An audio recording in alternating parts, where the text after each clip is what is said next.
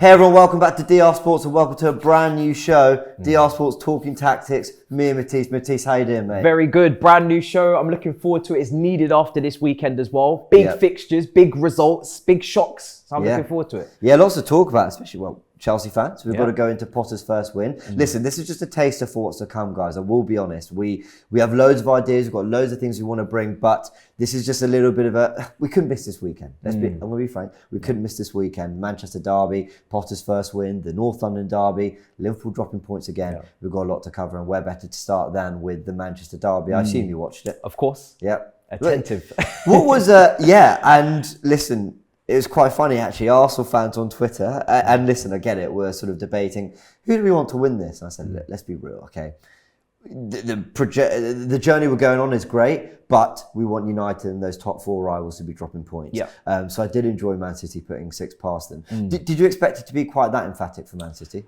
Well, I expected Man United to at least try and compete, learn the lessons of previous years. I know, this is obviously a massive derby and they have had a decent run of form with some good results. But at the end of the day, Manchester City can blow a team away immediately. And you want to get through the first 15, 20 minutes at the Etihad, silence the crowd. They have dropped points this season to the Newcastles of this world, the Villas. But Manchester United, unfortunately, blown away literally at the opening stages, and they were never going to recover from that. Yeah, I've got so many questions to ask you about Man United, and a lot of it comes around this goal, which we've recreated here. First and foremost, it's just a really lovely goal. It's really well worked. It's the first one. It's Foden's finish that puts them 1-0 up in the 8th minute. We'll play it through once, and then we'll kind of actually break it down kind of frame by frame. Yeah. But it's nice football. Grealish comes inside. Bernardo Silva's held the width at that point, and he's picked out Grealish with a lovely run. There was a goalkeeper, it was De Gea. You wouldn't think so from that performance. But it's a simple tap-in for Foden. Yeah, otherwise it really is a simple tap-in. Yeah. But there's a few things here. For me, when I'm looking back at this goal, Haaland and De Bruyne sort of playing very close together. We're seeing a lot more of that now at Man City. Yeah. Eriksen, the deeper player. McTominay, in fairness, has covered Dalot, who's come inside to follow Grealish. Does that suggest a little bit of man marking through the game? Yeah, I could understand that. You do want to get tight. I think my main issue, and we spoke about it just before we went on air as well, is the fact that Manchester United did not play Casemiro in this game. We talk about tracking runs, and you see Eriksen there in the deep area of midfield. Obviously, McTominay's been stretched, and he's now basically got to have that defensive midfield mindset, who to track in the box while McTominay's going wide. If that's Casemiro and not Eriksen, I understand Eriksen's been in good form this season, but you've got to make that bold decision of probably whether you play him or Fernandes, but playing both of them against the Manchester City team that are very good at manoeuvring the defensive line, very good at moving the shape, and just getting players to float in between the lines and pick up space. And their goals were simple in a way. They had so much space and time because they weren't being tracked properly, and Eriksen doesn't have that defensive nous. You know what's crazy to me is I can almost understand him playing Eriksen and Fernandes if the plan was actually want to keep possession and take it to City. Yeah. But the fact that they were happy to concede possession but still have Eriksen as one of the deeper players. Yeah. I know they'll say it worked against Arsenal, but different level. Different level for sure. Yeah. That hurts. No, you're right. It is a different level, but also, and at the risk of annoying United fans, I know they won the game 3-1. Let's not pretend Arsenal didn't have a lot of that game. Yeah. So, again, if we just kind of run it through one more time. Grealish into... So at this point, Eriksen's come across and he's kind of got a little bit of an eye on Foden. And I think this is where just that natural instinct defensively... Maybe, look, there's a lot of things you could point out in a goal. There always is. And when people try and analyse it, just one thing that goes wrong, it's a little bit reductionist. But you do feel that Foden just ran off Eriksen a little bit. I know we've recreated the goal. It makes it look a little bit too... obvious, but for him, a little bit. But it really did feel like Foden just kind of swept through. But the other players I want to look at here in this goal are Varane and Martinez, who seem to drop a lot deeper. And I understand Martinez trying to track Haaland. Varane's probably covering the near post. But you've almost got this line of 4 that have held a line. And Malacia, I think, is looking across the line going, I'm with my back 4. Yeah. But actually Martinez and Varane are the deeper players. And it just creates that pocket of space right there for Foden to get into. Yeah. Put it away. I think Varane, he's caught in between two minds, because if he commits completely to that, Foden pass, he could then put it across for Haaland, and then it's Martinez versus Haaland, and it's a race against time to stop him because he seems to get to every single ball. For me, Manchester United, if you're going to sacrifice possession, which you are, whether you want to or not, Manchester City are going to dominate the ball. You've got to, for me, make sure that midfield is tight, make sure those spaces in between the lines are cut off, force them wide, And yeah, they're going to have those cutbacks, but if you track those runs with a Casemiro, this is what you buy Casemiro for. So buy 70 million. If you don't use him in a game like this, then I'm puzzled personally. I completely agree. Are we seeing a new Man City? I kind of touched on it there. De Bruyne maybe playing a little bit closer to Haaland. You know, I've kind of been used to seeing him underlapping on the right of a midfield three, getting those wicked crosses into the box, and he still got that. I mean, we saw that with the third goal. But it feels to me as well that in terms of his involvement in a lot of those goals, he's picking up the ball in very central areas, happy to operate as more of a 10 or even a second striker. Yeah, I think for me, Kevin De Bruyne's role's definitely changed. He was before more of a box-to-box midfielder. As he's getting older, he had injury issues in the past as well. There was a whole Premier League season where they won and he barely featured. Getting him closer to Erling Haaland now, relieving him a little bit of those defensive responsibilities and getting him close to goal. He scored 4 goals in the game last season. His finishing was ridiculous as well. So you want him on the edge of the box, being able to use both feet, making people close him down, and that affords more space for Haaland. But what I've seen as well from De Bruyne is this wonderful overlapping run on the right. Bernardo Silva or whoever it will be will cut in on the left and they'll create that overload with De Bruyne on the right where he can fizz in that ball. And his accuracy with those crosses off the right are brilliant. And Haaland's always in the box. And the thing is with Haaland is that a lot of strikers wouldn't get to what he's getting to because he's got that extra bit of reach, that frame, and he's just getting to things that others can't. And he's a poacher and the best of them at the moment in the world. So it's a fantastic partnership. You've got elite level partnership with elite level passing and movement and finishing. It's devastating. Yeah, it's going to be hard to stop.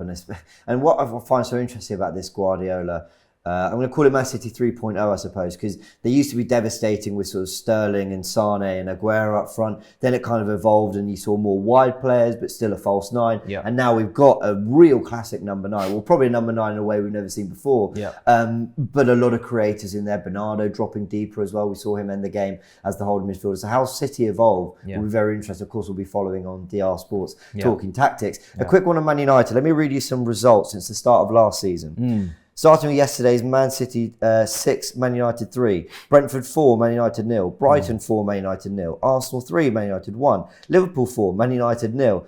Can you see the trend? Man City 4, Man United 0. Watford 4, Man United 1. Man United 0. Liverpool 5. Leicester 4, Man United 2. Is this a psychological thing? It feels like it. I mean, it's a capitulation, isn't it? And this is what you won't want to do in these games, especially at the Etihad, is concede early, because then that just starts a snowball effect of more goals, the momentum, the crowd get up. Like I said, you want to keep them quiet. But Man United need to start feeling like they can rescue games where they go a goal down. They need to start thinking we can actually survive the test of time and get through to halftime. And just mentality-wise, just shore things up. And even in the post-match, it felt like Ten Hag, even himself, he'd kind of given up the chase at some point. He said he's not going to bring Ronaldo out of respect. I just think from a mentality standpoint, they're still making that shift that they can, you know, if they haven't started the game well, they can still go on and compete. They scored a wonderful goal. Anthony's goal, if you look at the passage of play, it was so many passes. It was Ten Hag ball, but the capitulation already happened, so there was no point to it. In a weird way, if you're ever going to get absolutely smashed by City, at least they've got a few positives, which is another Anthony goal, Martial getting a couple. I know they'll be devastated that they conceded 6 in Manchester Derby, of course, but all I'm saying, if ever it's going to happen, and by the way, they can do that to anyone, City, at least let it be at the start of a process, with the players you want kind of scoring and showing some form of doing that. So I suppose they'll take some positives in that. But get Casemiro in the team. You have to. Get him in the team. Let's talk about your boys, Chelsea. They won at Palace. And actually, just before we do, obviously people are going to be thinking, what, North London derby? Look, we've covered that on AFTV, on the Tactical Insight Show, me and Graham, in full details, a whole half an hour on that. So I'm going to point you in that direction for that game. But we've got to talk about Chelsea and your first win, Conor Gallagher at the end. Maybe Thiago Silva a little lucky. But what were you seeing from a Chelsea perspective? What were you seeing in terms of maybe Potter's game being implemented early on? I'm starting to see Kai in his more natural position that maybe we would have seen him at Bayer Leverkusen. There was a period after lockdown where Kai played up front after the lockdown, and he scored quite a few goals. But traditionally, you would see Kai play in the 10 or even off the right flank, and he's been playing in that kind of half space for Potter, and even as a 10 in the game against Salzburg. So he's getting a lot more involved in the play, which we really need to see, because he's not a natural goal scorer in terms of being prolific. He's not going to get you 20 goals a season. He has to contribute to the creativity of the team, to the general play. So he's starting to get a lot more involved, and hopefully continues to improve. Aubameyang, obviously, the supply has been of short service to him really in the opening few games for Chelsea, but he does get his goal.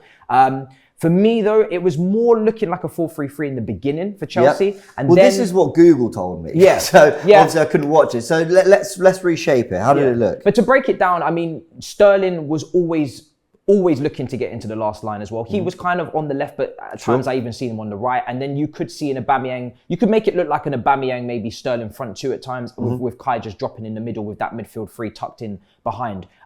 Those guys were all pretty fluid. Kai, Sterling, and obviously Aubameyang. Nobody's going to be stationary in that team. Nobody's just going to be a rigid Giroud type, target man that we've been used to at Chelsea before. But definitely Kai is now being looked at more as a creator than a person on the end of things in terms of at the top end of the pitch. So would you say Havertz was more central for the game? Yeah, right side is central, drifting in those half spaces, definitely connecting the dots a lot more. What about Mount? Where do you use him? Mount in this game, I mean, against Salzburg, he was obviously in the midfield three. In this game, he was in the midfield three. But again, Mason Mount for me in this match just didn't get on the ball as much as I wanted him to, as he did in the Salzburg. I thought the Salzburg game he played a little bit better. Yeah. I definitely think he's still getting used to the role because we are used to him occupying the front three and obviously being, a kind of a GA type of player. Yeah. Whereas now he's more involved in the midfield and providing mobility, which is much needed to a Jorginho, which is quite sluggish and slow off the ball. But for me, it was mainly going through, Kai, even, Reece James as well with the build-up play. Sterling had a really good chance down that right-hand side, which was straight at the goalkeeper. Yeah.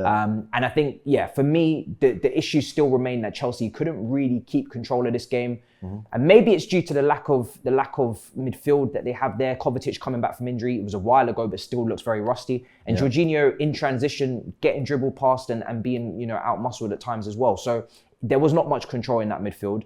And I'd say all of those midfielders, including Mason Mount, that midfield line as a three, didn't have their best day at all. Fair enough. Do you think he's going to, we saw hints of it actually in that Salzburg game. Do you think he's going to be trying to implement this back three anytime soon? This kind of, I mean, I've never seen anything like it in the Premier League. This kind of 3-3-4, where the wingers are kind of really keeping the game wide and you keep things quite condensed in midfield. Do you think he'll try and implement that more in the Premier League? Yeah, I mean, Potter uses so many different systems. Yeah, it's hard to keep up. Sometimes he'll use a 4 and he'll go 4-4-2. He's done that at Brighton already at a point this season. For Chelsea against Salzburg, like I said, he went with a back three and James was actually a right winger and Sterling was a left winger playing as like a left wing back, but he's more of a left winger. You're right. They were sort of positioned a bit more like that. Yeah. And he does tend to split the centre backs a lot. He did it at Brighton and then he would have done it with Chelsea as well, where you got one singular centre back, which would really be Thiago Silva. And then you've got, whether it be Fofana or Azpilicueta in that game, stretching out to the right-hand side to offer an angle. And then on the left-hand side, it was a Cucurella. It could easily be a Chilwell or a Koulibaly. So he's very flexible in his tactics. But the big change that I'm seeing is that Chelsea are a lot more direct, which they have to be, a little bit quicker in their play. The decision-making and the vision still needs to be improved in terms of the final third. But Palace were really good in this game as well. Palace were very threatening. They obviously got their early goal. Fofana with a lapse of concentration for me, not getting back in time as well to really cover off the run. Similar pass to Kevin De Bruyne from IU into Edouard with the goal and, Fofana unable to intercept it.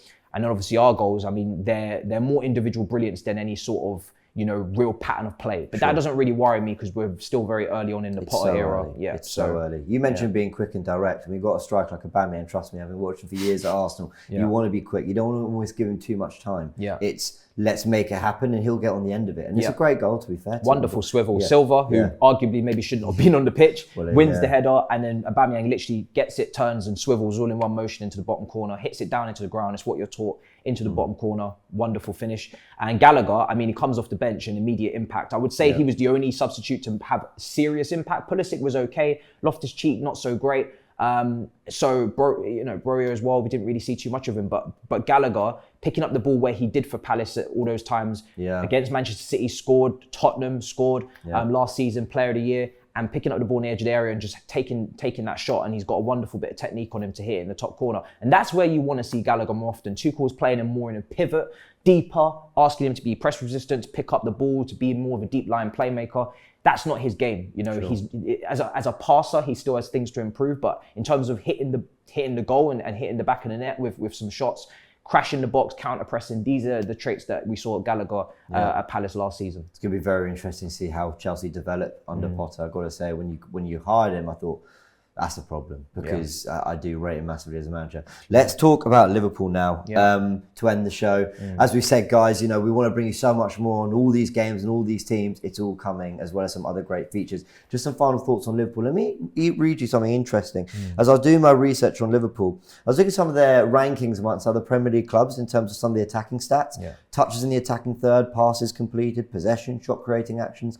For all those things, they still rank in the top 4 for most teams. So maybe attacking wise, they're not having a problem, and that would suggest that from the 3-3 draw with Brighton. But in terms of pressures in the attacking third, last season they ranked first. Tackles in the attacking third, they ranked second. This season they ranked 6th and 9th. What is it about Liverpool's intensity and why are they not on the front foot like they used to be? And why are we seeing them concede goals that just seem so easy, so almost lazy to me? It's tough for Liverpool to be as intense as they were. It was a ridiculous rate to keep up that rock and roll football. Quadruple that run we saw. Every game. It takes a lot. And then when you maybe feel that you don't get the reward from that run and you don't pick up all the trophies that you warrant or that you feel that you should, because you're going up against an emphatic Manchester City team in the Premier League, and obviously the Champions League, anything can happen, then that can bring a little bit of a morale, downer for the team. And on top of that, a lot of players are entering the late, 20s, early 30s, and they're not able to do it. We see a lot of injury-prone midfielders as well in that team in terms of the Keitahs, the Chamberlains, the Thiagos. Thiago was arguably brought in to maybe slow the team down and actually bring a little bit more calmness to the play and actually a little bit more creativity instead of just the back and forth transitions. But Liverpool, for me, sometimes they're a little bit naive in the way that they approach things. The high line is something that's got to be addressed now. They ask Alisson all too often to bail them out with those 1v1s, and he was ridiculous at those. But at some point, it's going to catch you out. And Van Dijk hasn't been as solid as he was prior in the seasons prior, and Trent has been exposed multiple times down that right-hand side, whether it's because Gary Lineker is saying that he's high up the pitch or it's just because he's not very good at defending on a consistent basis. All 3 goals came from that left-hand side for Brighton. Yeah, you're absolutely right. Listen, I think it's going to be fascinating to see how Klopp tries to address this now, because everyone talks about that 7th season thing, and when I look at Liverpool, sometimes you can see a team go through bad form, be like, oh, they're there, a couple of things will click and whatever, but they look such a level below what they were last season, especially when it comes to that sort of commitment to defending and all that.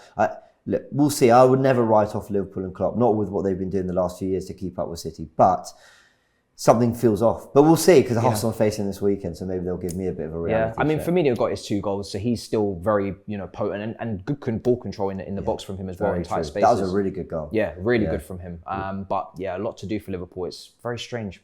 It is strange, especially when you're talking about things like intensity and commitment. You're not used to saying that about a Klopp side, but we will see. Maybe it's just I'm looking for things too much. Maybe they're just lacking confidence. Yeah, Fabinho's dropped off massively in that midfield as well, and that's key. If you're holding midfielders not doing their job, we just spoke about Chelsea in that midfield kind of being dominated even by Elise, Eze, a very attacking lineup from Vieira, very bold on the ball, quicker, smarter. That can happen, and the Premier League is more competitive now, so your midfield has got to be on point. Has to be. Completely agree. Matisse, thank you so much for joining me. Guys, pleasure. I know this was a little bite-sized example of what's to come, but we're really excited about this show. I think we've got so many exciting things we can discuss. The Premier League just delivers week in, week out with great games, great talking points. There's always something to break down, and we'll be here to do it on Talking Tactics. Let us know in the comment section what you'd like to see from this show going forward when we're in full swing. And Matisse, a big thank you for joining. Pleasure. And more to come next week. Hope you enjoyed it. See you on the next one.